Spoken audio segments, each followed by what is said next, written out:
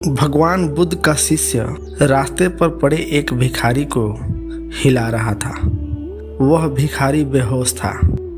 आसपास कई लोग इकट्ठा हो गए। जब उसे थोड़ा होश आया तो बुद्ध के शिष्य ने उससे कहा, यहाँ पड़े पड़े जीवन खत्म हो जाएगा, ऐसे ही मर जाओगे।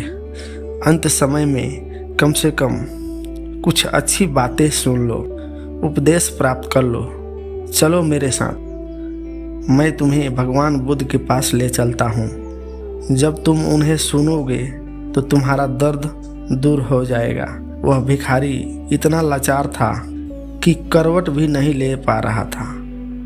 वह शिष्य उसे उठा भी नहीं पा रहा था। शिष्य बोला, तुम यहीं ठहरो, मैं भगवान के पास जाता हूँ, उन्हें सूचना देता हूँ, वे कुछ ना कुछ जरूर करेंगे। शिष्य बुद्ध के पास पहुंचा और बुद्ध को उस भिखारी की स्थिति बताई और कहा, मैंने प्रयास किया कि मैं उसे आपके पास ले आऊं। अंत समय में वह भी आपका उपदेश सुन ले, लेकिन वह लाचार है, यहाँ आ नहीं सकता। आप ही बताइए अब क्या किया जाए। बुद्ध ने कहा, करना क्या है, चलो हम ही उसके पास चलते हैं। बुद्ध वहां गए। आसपास कई लोग इकट्ठा हो गए थे। सभी ने सोचा कि बुद्ध उपदेश देंगे तो हम भी सुन लेंगे।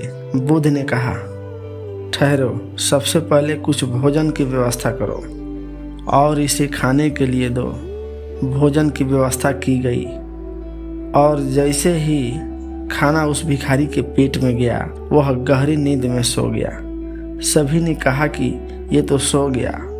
बुद्ध ने कहा, हमारा काम हो गया, चलो अब हम यहाँ से चलते हैं। उस शिष्य ने और आसपास खड़े लोगों ने बुद्ध से कहा, कैसा मूर्ख है ये, खाना खाकर सो गया।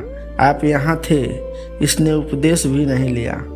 बुद्ध ने कहा, कोई बात नहीं है, ये कई दिनों से भूखा प्यासा था, ये भूख से ही मर रहा था। इसके लिए सबसे बड़ा उपदेश यही है कि सबसे पहले पेट भरा जाए। अगर कोई व्यक्ति भूखा है तो वह धर्म का मर्म नहीं समझेगा। तुम लोग यही भूल कर रहे हो। सबसे पहले व्यक्ति को जो आवश्यकताएं हैं उन्हें पूरी करनी चाहिए, उसके बाद ज्ञान की बातें करनी चाहिए। इस कहानी की सीख यही है, हम धर्म के नाम पर कितने ही कर्म करें, लेकिन सबसे पहले यह देखें कि हमारे आसपास कोई भूखा ना रहे। किसी